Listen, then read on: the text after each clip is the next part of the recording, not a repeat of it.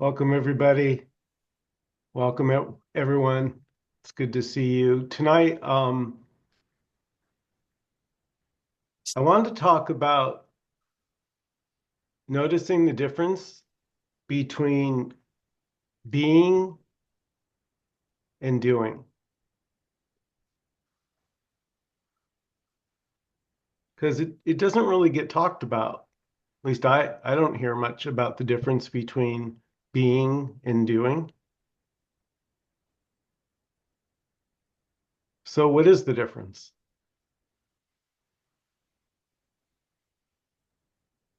Well, being is just being.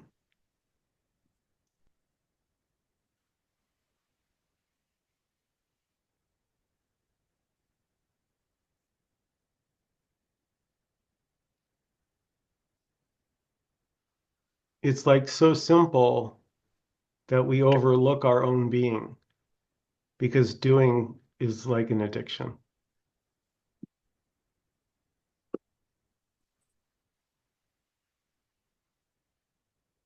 So what's really long for is this, you, what's being here quietly, silently, effortlessly. And that's like one of the key words, I think, is that's sort of your red flag. It's effortless because you're already it. So if there's effort involved, that's kind of a like, why would what you are take effort?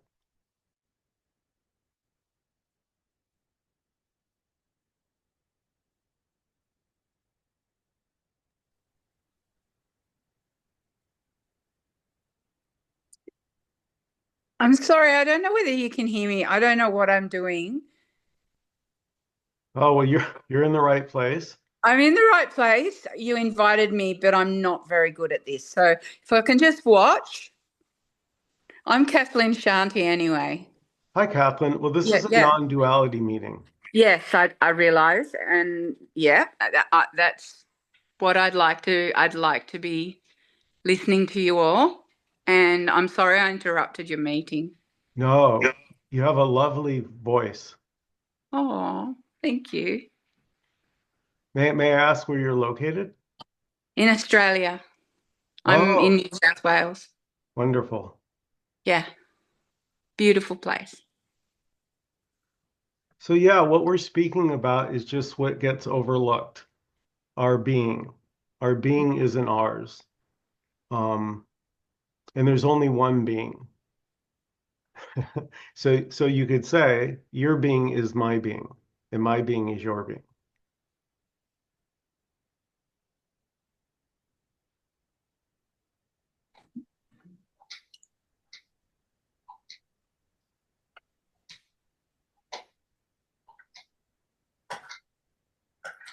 And so there's the appearance of separate things, but there aren't really separate things because there aren't separate beings. There's just this being. And that being is the doing. So there's no separation between the being and the doing. That's true. There is no separation. But I will throw in a little caveat because you know me. When I notice that when I think I'm the doer, I it was suffering here.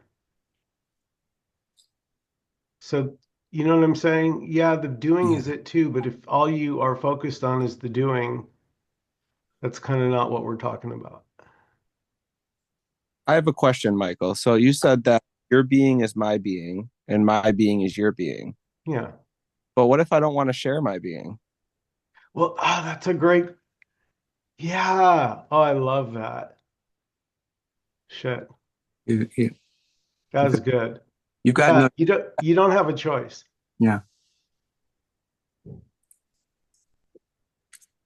There is no I to make that choice. Yeah. At this Well, moment, we could say, Amor, just to tell a story, that you're in my dream, nothing to be done about that, and I'm in your dream, nothing to be done about that.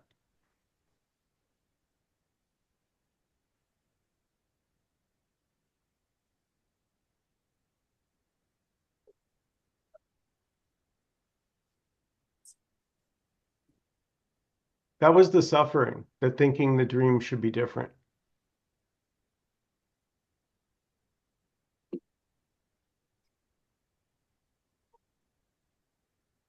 When you talk about doing, there's phrase in Chinese called wei wu wei, which means in English the non-doing doing or the non-willing willing. And so I kind of look at it as the doing is when one says, I am doing, I'm making the effort. And I think what that referred to was there appears to be a doingness, but there's no doer. So it's the non-doing doing or the non-willing willing. It's way wu way. And so in a way, I might say that being is like the isness of things, isness, just another word or synonym maybe for is being. And then the doing is the common way of looking at doing is when we say, I'm doing it, I'm making the effort. And so the other thing is effort. There's the effortless effort. So, like the trees let go of the leaves, and it appears like there's effort, but there was no effort.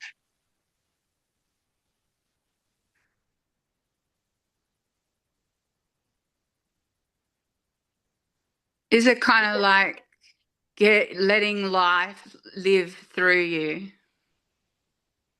letting life just be observed, Yeah, letting be? yeah, yeah. You could say that. Do you have a name? Should I call you iPhone? I'm Kathleen. Oh, Kathleen, sorry. I No, apologize. you're. I think you told me, and I just wasn't That's a good. okay. I That's was fine. Catherine. Or if you can't get Kathleen, you can call me Shanti if it's easier. I Shanti. yeah. Well, I like Shanti. Thank you. That was That's Papa fine. G. I think that was Papa G's favorite word. He would always say Om Shanti Shanti Shanti. Yes. So I'm sorry. Did you have a question? I think we got distracted a little from my statement was that you can, is it similar to just letting life live through us, letting life live us, and the suchness of life just is, and we're observing it, but we're not the doer because we think we're the doer, but that's more that there's a self, which there is not. We're all just one consciousness lived by the universe, God, goddesses, life. And that's all. That's all. That was friggin' gorgeous. That's it. I couldn't say it better than that. Okay. Thank you. Yeah, we all already know this. That's why it's called awakening. Yes. It's waking up from the sleep of the dream. That's it. It's not really Mm, complicated. It's just the dream is so good and so convincing that this seems to have the ability to become individualized for, but mm, that also can be revealed. It can become, eventually, this wants to find itself. yeah. You'll go on some non-duality meetings or listen to some speakers, and it would be said that there's already nobody to awaken, nobody to. There's not a separate person that God or the universe is living through. And then you'll listen to somebody talk about how they went through a shift and so on. And it really and I call it a shit show, and the reason why is because you could say it's all and none. You could say it's everything that's being said, every pointer, it's like playing, it's like play. and some people say that too. And so anything could really be said about it, and you could say that it's true or it's not true, and it's just it's all like it's all play. Like recently I started to get back into like Zen, you know. I find it Hmm. like sitting in Zazen, Oh man, I love Zen. listening to like Thich Nhat Hanh, and like it's Zazen. so beautiful, you know. But it's just like it's like play. It's just fun. It's relaxing to sit in Zazen, and really it's like the way that I see it is that there's people will say things or appear to say things, and in one sense nobody knows what the hell they're talking about. Is there somebody saying something? Is there somebody separate from the whole saying something? Is there not? Who the fuck knows? You know, we can come up with these conclusions or these statements, but it's all fun, you know, whatever rings true to you, whatever feels right to you. You know, who could say anything about this beautiful show taking place? I mean, what could really be said about it? And in another way, everything said about it. Yeah, yeah, beautiful. Yeah, that was beautiful, Amor. That was beautiful.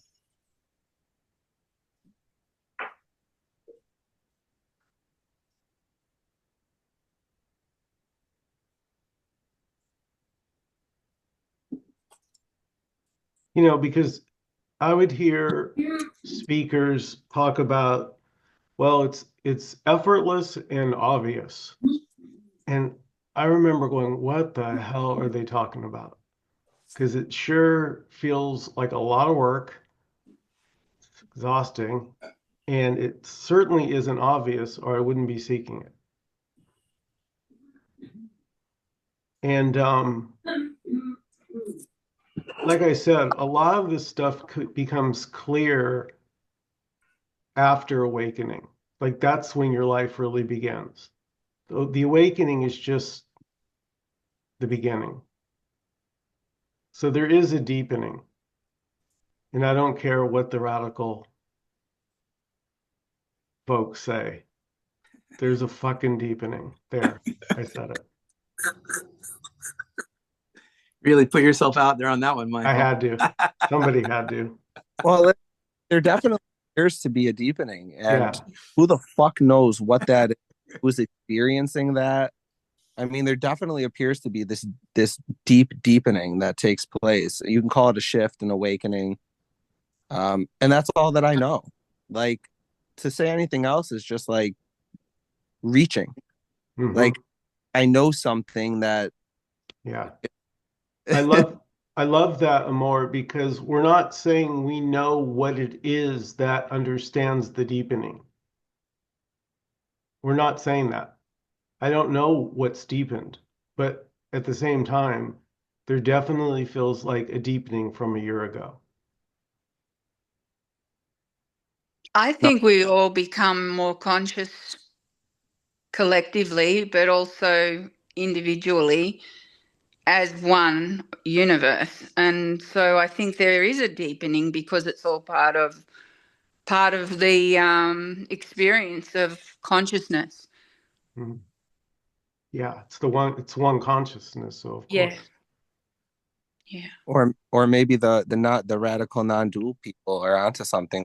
Say that it's all just an illusion, or it's all just an apparent happening, or maybe Absolutely. there's really somebody fucking going through an awakening. You know, maybe Yeah. maybe we're all awakened beings. You know, but who could really say for certain? You know, it's fun. It's just It's all fun. fun. Like you said, Leela or Lila. I don't know how you say it, but Yeah, Leela, play. Leela, the play. Yeah, it's what we did as kids naturally. Think about it. Yes. When we would, Yeah. you could occupy yourself for hours upon hours with just almost nothing. Hmm. And somehow that you have a life and you have to be responsible, and that sort of seems to somehow come into play. And then something about that cannot feel good. No. Like I want to go back to the 5-year-old. you know? And is that 5-year-old still here inside? Yes. That Mm. 5-year-old never went anywhere. Yeah.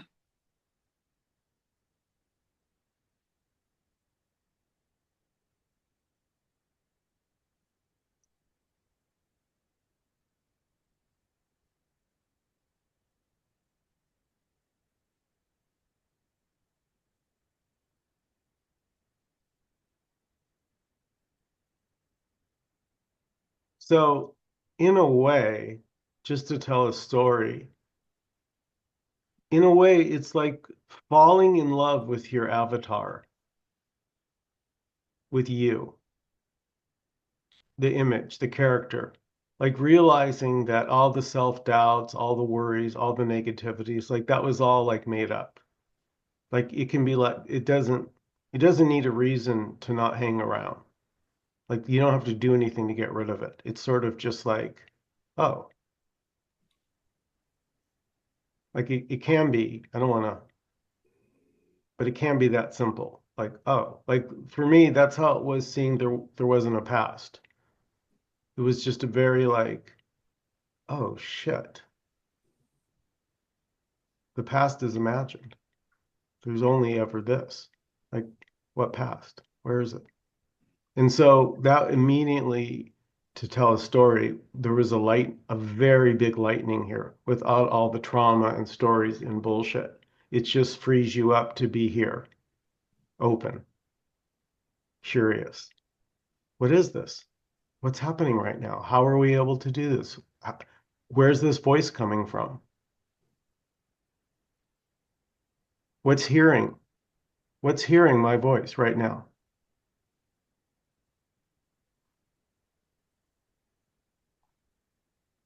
But Michael, yeah, what is doing that? I love what you're speaking, but whose voice is speaking now? What is speaking? What is hearing? What is I practice that. So what what is it that is asking that if it's not an individual? Yeah, Uh. we don't know. That's the mystery. No, but when it's the no, Don, when Yeah. it's Don, when it's the mystery, it's bitch and ass. It's so cool. If it when it's me, it's a completely different animal. Like when I think I'm the one responsible for these words, and I hope I don't say something stupid and embarrass myself on my own Zoom. That's sort of the plight of the me because I think I'm the doer. It's just pure suffering, at least here. Thinking I was the doer was torture. But we're all sharing this sacred moment together. None of us are the doer. Some force brought us all together today because of maybe quantum physics, maybe um, our thoughts shape what goes on. I'm not sure. But the holy instant, too, that they talk about in A Course in Miracles, like it's all happening now, and there is no experience from yesterday or no future. It's all in this beautiful sliver of now that we are uniquely experiencing now together.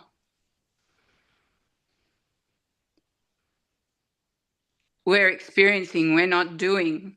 We're given this opportunity to deepen everything.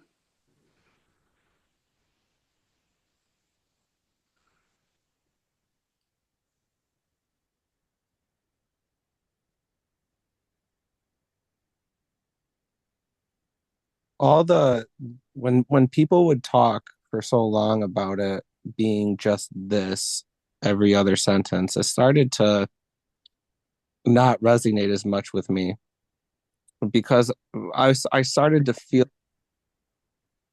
okay, like it sort of it sort of comes across as like a knowing. Like I know it's just this. I know it. Mhm. And I sort of started to fall in love with people like more recently with people like Ginny and Leela more so than ever because they've begun to talk more about the unknowing playfulness of this.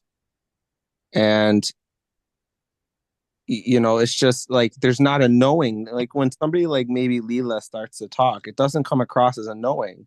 It comes across as just like that playfulness, that unknowing playfulness. She doesn't say it's this or it's that. She says, I don't know what it is, but it's beautiful. Like it's fun. It's and that resonates. I don't know what it resonates with or who it resonates to. It just seems Exactly. to resonate. You don't need to know. That's what I'm saying. That's the immediacy of this. If you resonate with something, you don't need a reason. Mm-mm. That's like the mind, right? Reasons are for the mind. And kind of what can be noticed is, are you your mind? Are you sure you're your mind? Because if you're not your mind, then you're not your thoughts. That's clear. You're observing them. And, you know, I don't really care what you call it. Some people call it observer, some say awareness, some say consciousness, some say witnessing. Honestly, here, I don't know what it is. So I don't I don't know what to call it.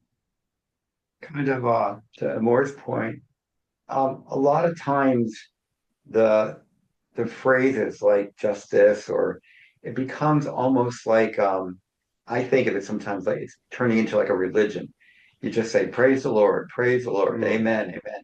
And the phrases, while there's truth there in a way, that they become like a security blanket. And then it's said over and over again. And it in a way can veil that kind of unknowingness, sort of the spontaneity, just don't know. But I think it's like it's covering up um, sort of the simplicity of it with a cliche. So it doesn't invalidate what those words are, but I think very often, and I hear a lot of different groups or teachings, and very often everybody's like it's almost like amen or praise the Lord, and it's the same thing. Yeah. Yeah, some of this stuff starts to sometimes become like a religion, but even then there doesn't seem to be anything wrong with that. It's just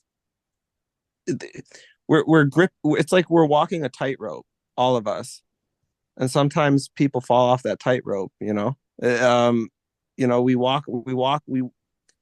all just holding on for dear life, trying to reach for something to settle this unease about our inevitable demise.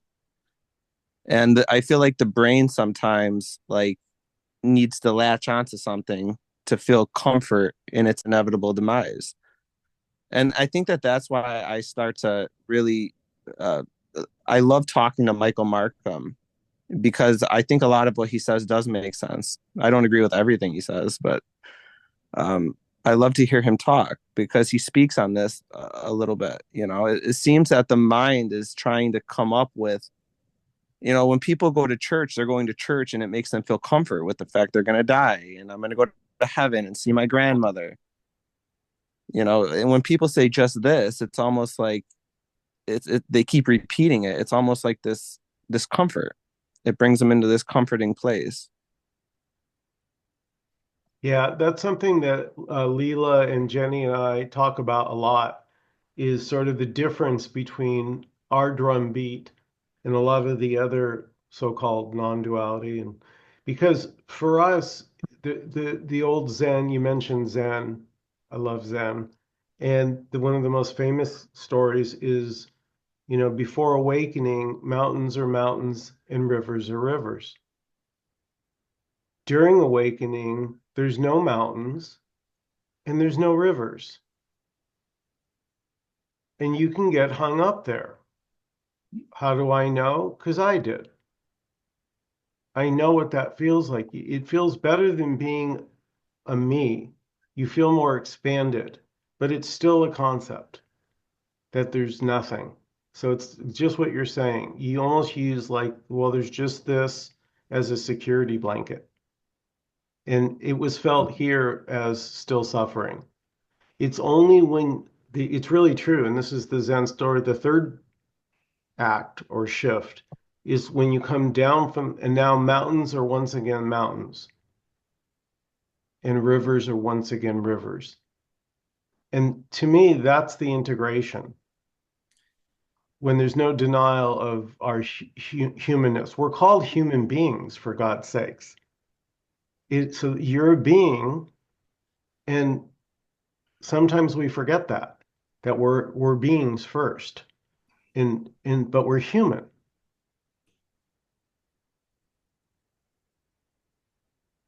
Yeah, my Zen story, I love that Zen story. Mine is before enlightenment, I was depressed.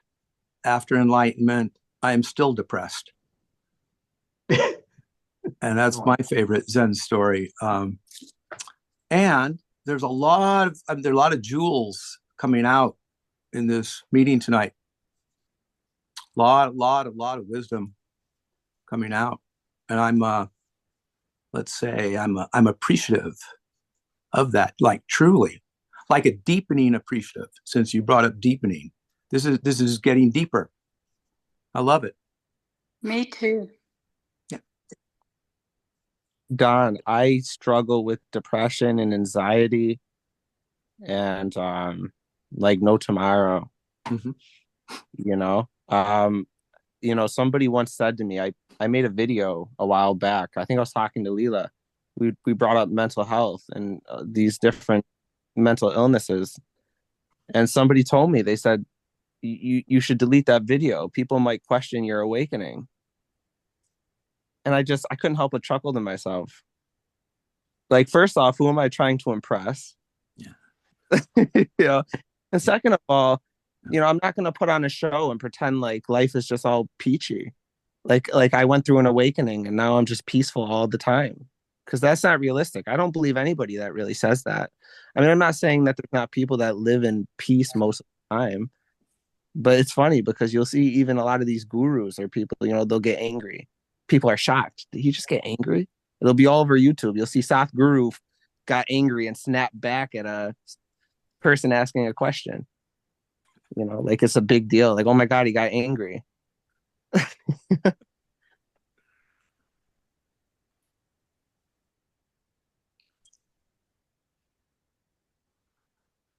Yeah, I was just talking to Leela about that today, Amor, about because Leela and I we can talk. Well, the two of us, we're both interested in the topic, and we were both saying how it's not always a comfortable ride. Awakening doesn't, if you, like you said, I mean, depression before awakening dawn, depression after. If you have social anxiety or you're uncomfortable being around people and then you awaken, it doesn't mean that social anxiety is magically going to disappear. What it does mean, though, is it will be much lighter.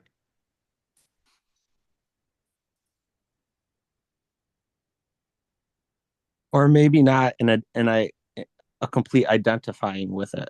Yeah, that's what I mean. Yeah. Lighter. Yeah, it's not like me a more I'm feeling depressed for a more. It's just the feeling of depression without like a latching onto it necessarily. Yeah. Yeah. And we did beautiful more exactly. And you can see the innocence because when I thought I was me, right, I could wallow in the depression for hours or days Yeah. innocently, thinking it was me and oh, poor me. And how do I get rid of this? And this is horrible. Let me read another positive thinking book.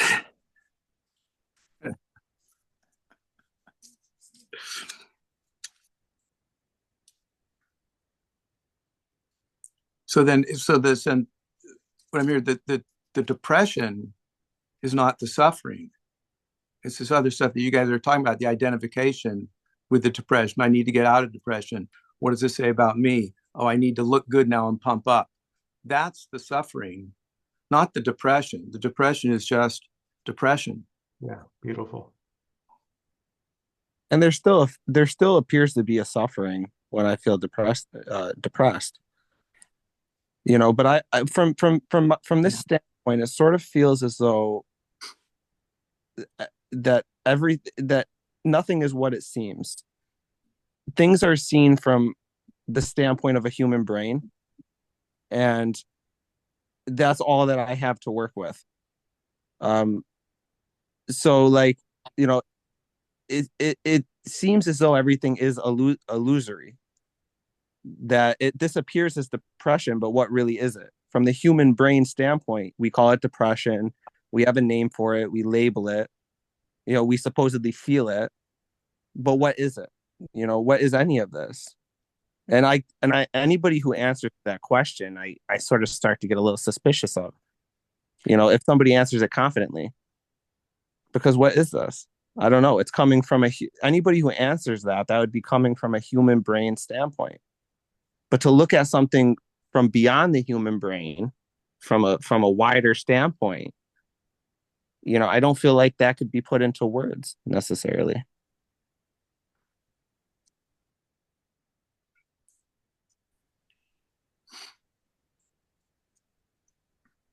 It sort of leads into like a silence, like any words that I feel like the words sort of ruin it, but the words I feel like are that's why I sort of call it a shit show, and it's hard to sometimes talk about. You know what I'm saying? Well, it's impossible to talk about. That's the freedom. So calling it a shit show or calling it a rainbow, you know what I mean? You begin to realize that like that's the freedom, that you're never going to nail what this is.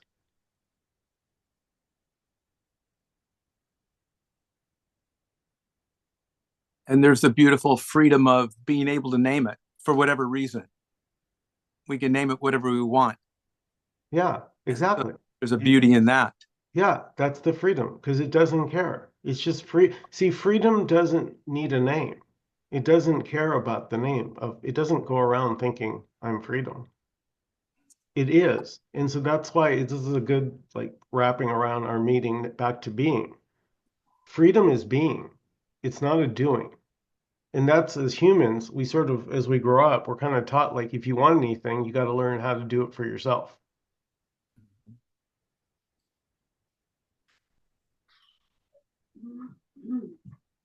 And the being includes everything, which I always love.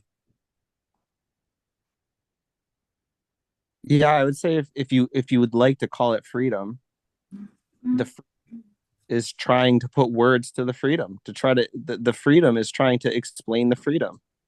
Yeah. You know, Yeah. Yeah. that's Now you're messing with my head more.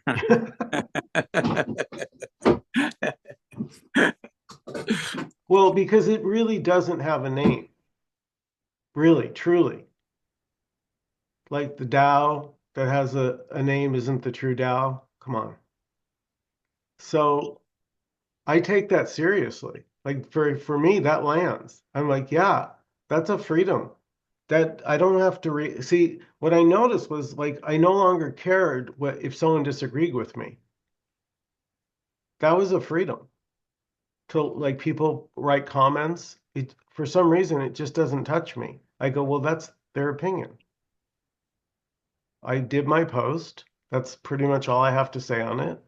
And they're free to share what comes up for them.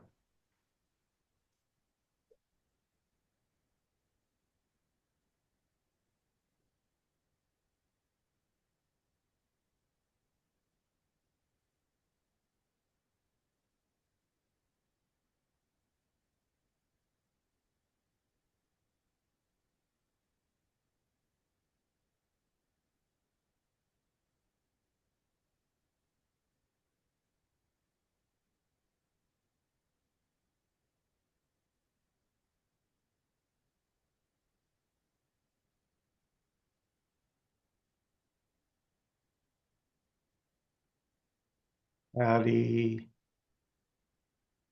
Earth to Addie, come in, Addie.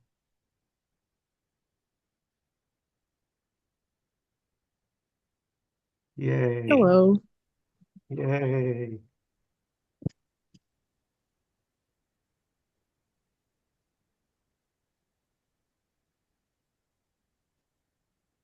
Anything come up there? Mm,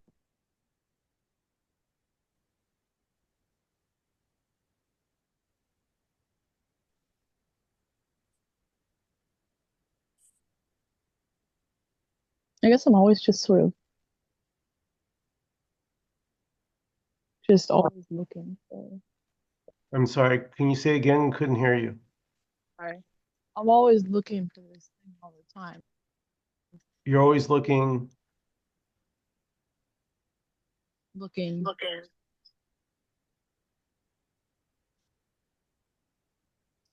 Is my mic bad or something?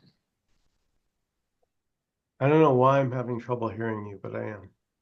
Do you know why I'm having trouble hearing? I hope these aren't the new cat. Oh, how sad. Are these the new cat earbuds? Because I think the microphone's messed up. Do you have another way to speak to us, Addie?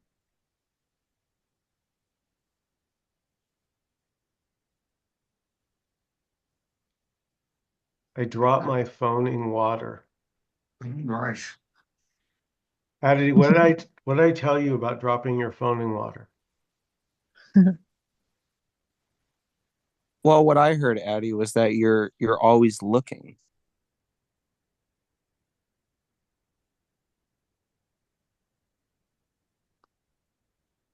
I think a lot of people in these groups or in these circles they're afraid to say that because there's got to be this persona that I'm already awakened.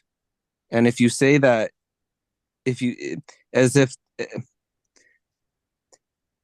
people want to put on this persona like they're already awakened. And when they go in, they say that I'm always looking or that I don't know. It sort of puts on this. People start to judge, like, okay, well, they're not awakened. But truthfully, nobody knows. Is there even somebody to know? Mhm.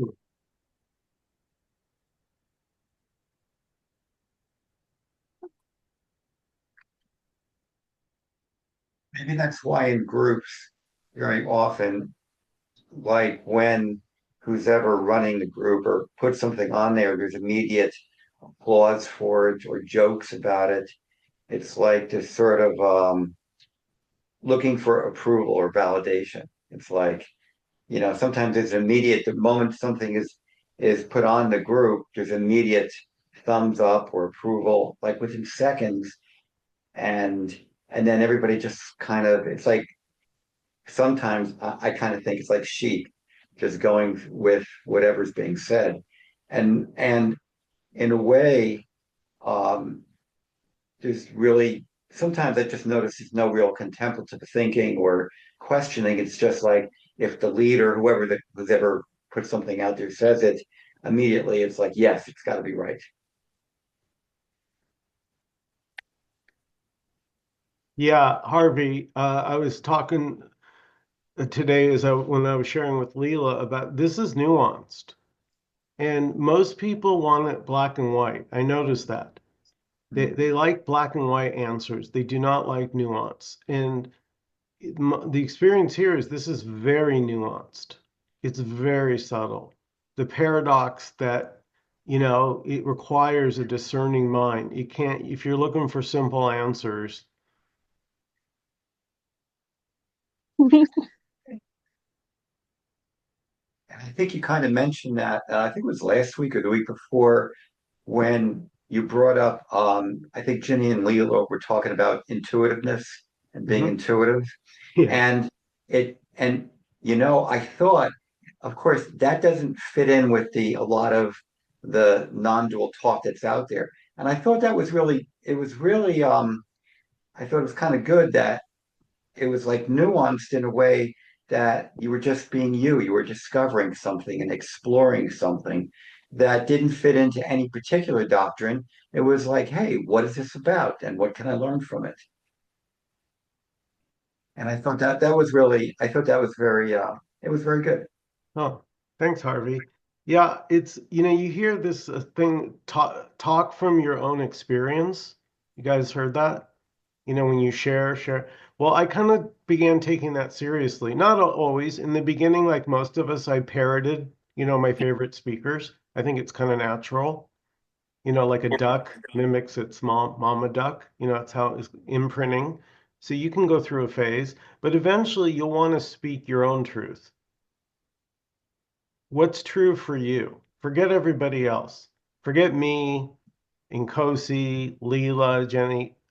What's true for you?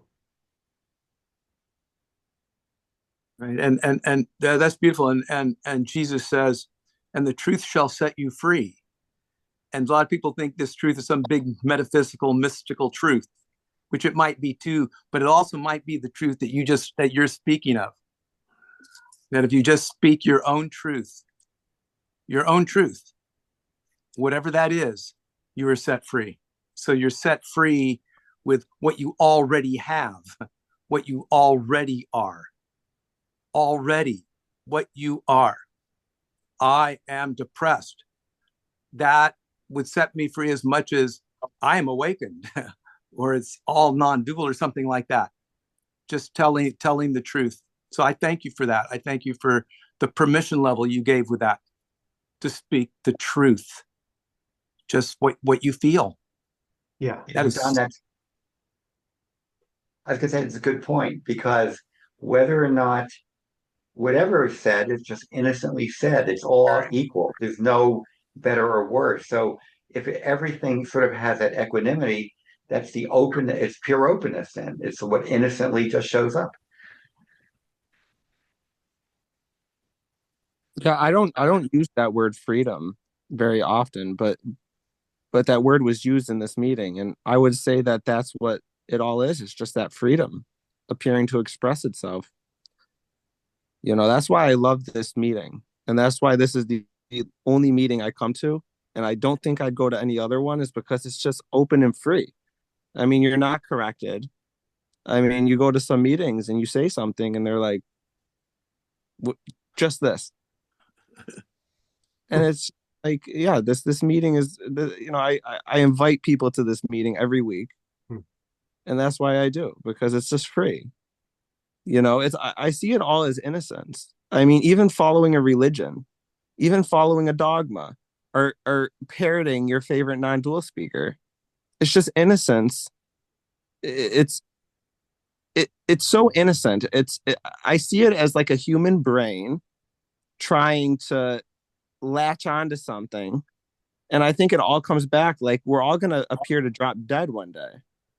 And I feel like there's got to be people want to feel a comfort with that.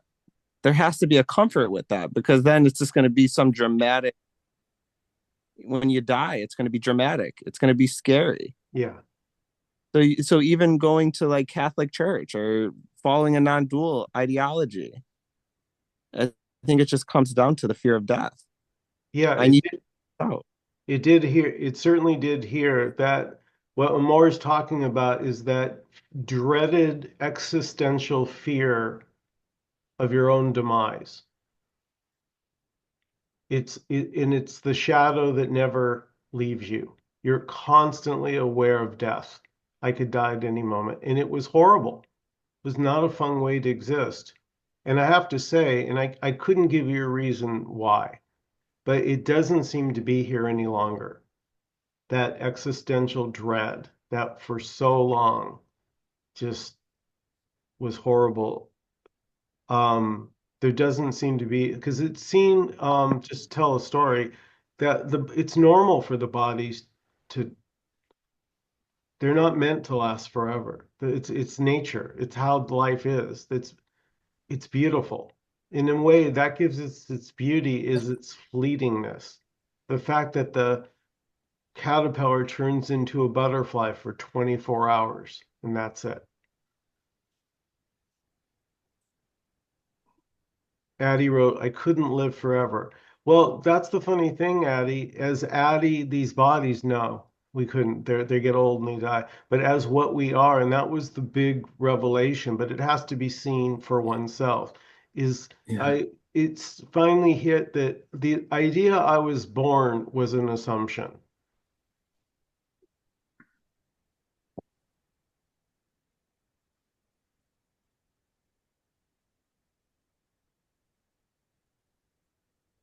The body was born, bodies are born, but that you were born,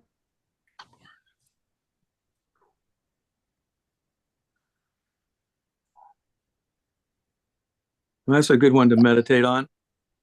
Thank you. Yes.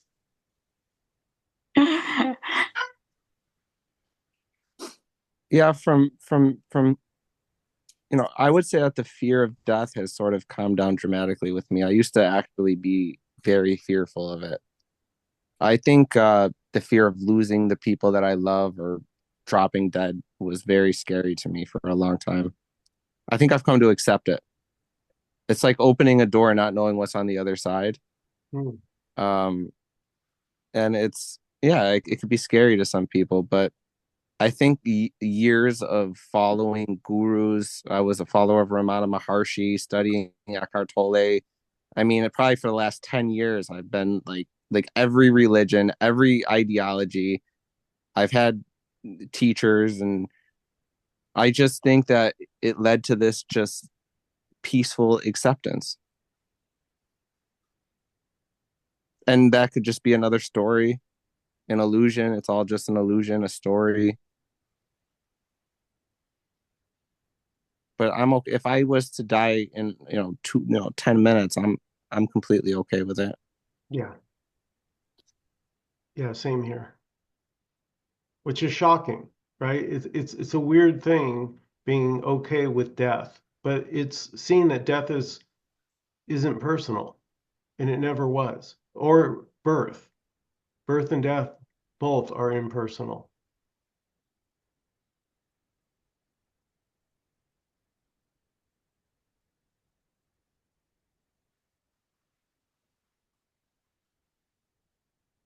It's just the identification that can seem so strong that I'm the body. So as the body goes, I go. I would say that's the suffering.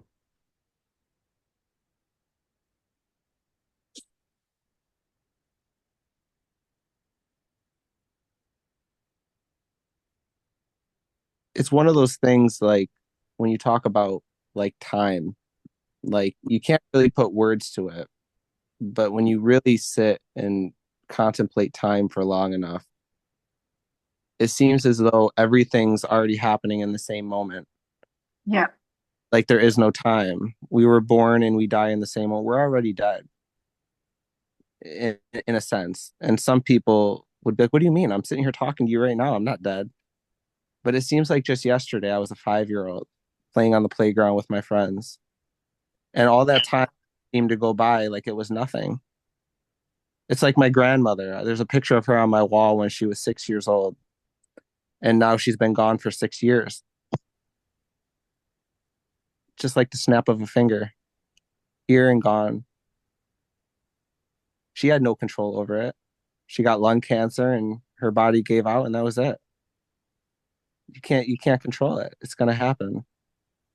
There's nobody to have control over this. And what is time? I mean, time exists from a human standpoint. There's no animals walking around keeping track of time. Before you know it, we're all gonna be gone. But to me, I sort of see it as a beautiful thing. Well, we'll be gone from here. I don't think we'll be gone, like gone. What Yeah, that means, we'll be gone from here. That's for sure.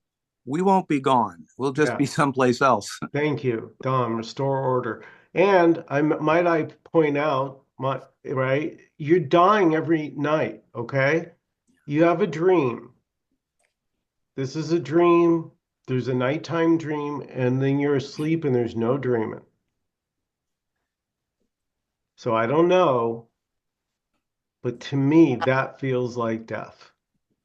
When Mike, what you take yourself as is a certain clump of thoughts and opinions and experiences, and they seem to form in the brain.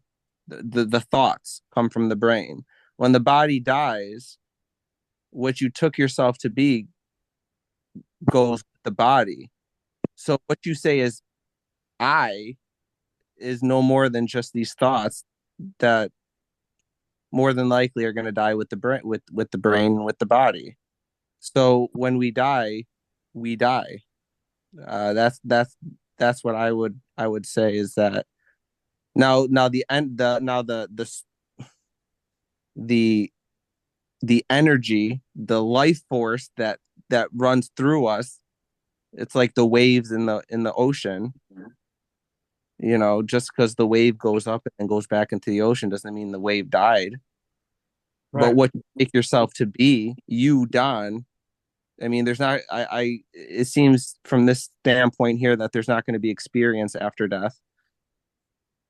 So everybody here will be dead, will be gone. Wait a second. Hold on. Hold the phone, dude. That was that was such a that was such a beautiful analogy, and you just ran a light. Like, let's back. I haven't said this. Back the truck up because you said something so gorgeous. You know, when the wave goes back into the ocean, did it die? You could say from one perspective, that being another wave, oh, Joey's gone. Joey was the wave next to me, dead. No more Joey. So if you take yourself to be a wave, then you're going to see others as limited. And what's being pointed here at this meeting is, or at least we're taking a look at, is what if you're actually the infinite already?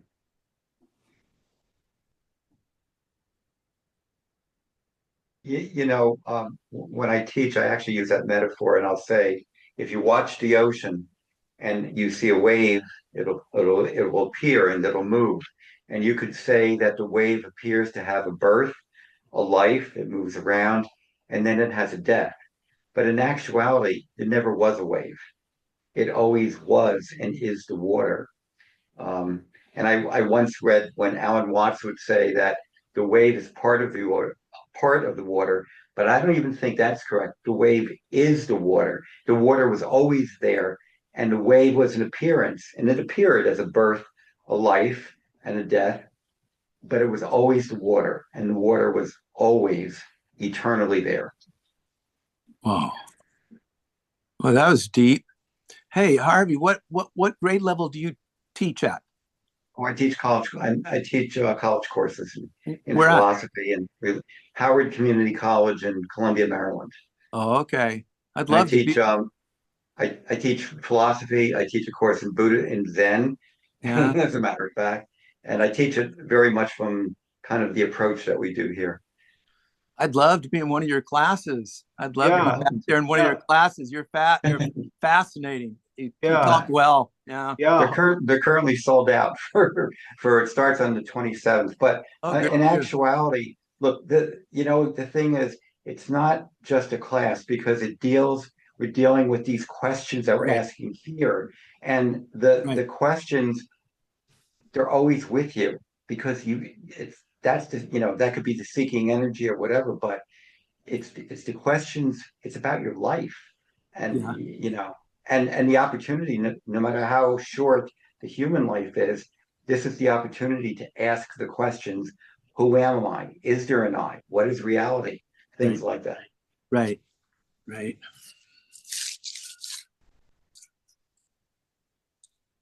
I think I was thinking here the fear of death for me maybe is not so much the fear of not being here or like I'm gone.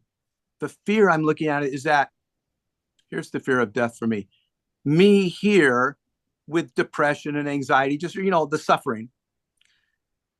The fear is that the body dies, the body does die, and then but still that anxiety and depression or fear goes on forever, but without the assistance of the body, which would make it more difficult to work things out.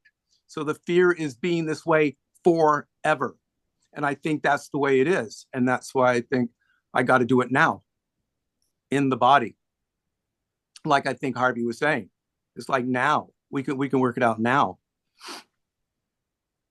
whatever that meant. This is great stuff. See, I can say that. I don't know what I'm talking about. Sounds good to me. It really does. Sound hey, that was pretty cool. But it's like I got no idea what I'm talking about. And I say that as like my truth, small t, or it's like that's my truth. So if I don't know what I'm talking about, then I am set free. There's freedom in that. I don't have to know. I don't have to know anything. That's what I get from this class, this group. You don't have to know anything. You don't have to look good. You don't, whatever. Just speak what comes up out of your mouth. I love it.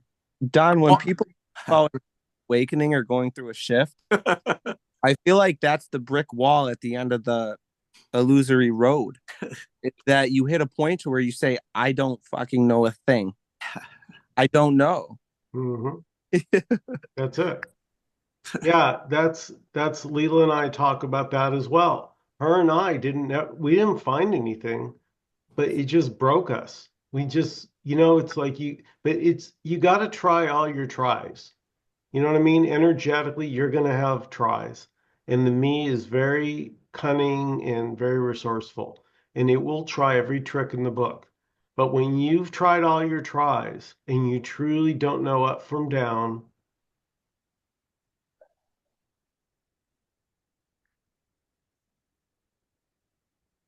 it's the thing Jenny says, when you chase it, it eludes you, right?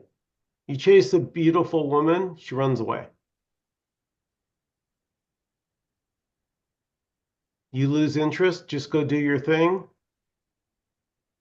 Suddenly there's a beautiful woman. Speak for yourself, Michael. When I chase a beautiful woman, they run in my direction. They don't run away. No. Oh my God. Amor, you're such the charmer. I know the women love you. You're going to have to tell us your secret because I actually know. Yeah. Called being a chick magnet. Yeah. No, Amor. Yeah. So, Listen, next meeting, next Wednesday, it'll be about that. I'll teach you guys. okay. Awesome. Love Hey, it. you could be the wingman. Yes. And I'll invite some beautiful women and try to hook us all up. You guys, let me tell you how awesome this meeting's been. It's been pretty fucking awesome. Everybody contributed. You guys are all beautiful. What a joy. Thank you, Michael. Thank you, Amor, Harvey, Don, Addie, Anon, iPhone. Good night, everybody. Have a beautiful evening.